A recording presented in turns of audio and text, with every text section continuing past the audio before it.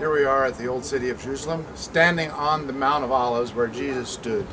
Just down below to the right is the Garden of Gethsemane. We'll be down there in a second. The Rock of Agony, where Jesus prayed before his arrest and later crucifixion on Maundy, Thursday, Good Friday. The walls of the city of Jerusalem, rebuilt 16 times. The present walls date from 1655.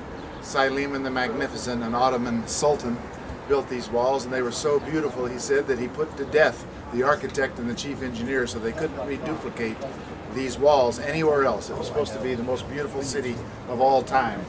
The Dome of the Rock in the background is a place that covers the temples. This was the Mount Moriah, the outcropping rock of Abraham offering Isaac on this mountain 2,000 years BC, 4,000 years ago. And this was the most holy place in all of Jewry. And this was the place where, after David moved the capital here from Hebron in 1050 to Jerusalem, defeating the Jebusites, making this kind of the center capital, more geographically centered for the northern tribes and the southern tribes here at Jerusalem rather than to the south down in Hebron. But the first temple was destroyed by the Babylonians. They rebuilt the temple from Ezra. If you look on the 4th chapter, from the foundations on up. They had to dig the foundations. That's why we call it the second temple. The Jews call it just the rebuilding of the first temple. And that temple was destroyed during the Maccabean revolt and about 150 by the Greeks, and later rebuilt by Herod.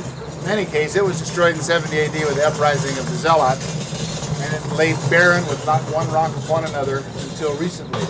When I say recently, this is when the Muslims came. Muhammad unfortunately came here, and so this he venerated because Abraham was his father, and so they built a dome here and a mosque in about 680. This is called the Dome of the Rock, and it now covers those temple areas. Consequently, it's still here, and if it were taken down because of the Muslim population in the surrounding countries and the Muslim population in Israel, there would be World War III and IV altogether. Very holy place. We'll be up there in a second. Surrounded by vegetation. This was the temple area that we saw in the scale model a second ago.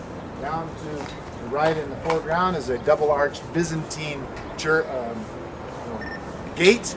It has a double arch. I don't know if you can see it on this picture, but the Muslims heard Jesus was going to come back. The Messiah was going to return, so they blocked it up, and you can't see it anymore.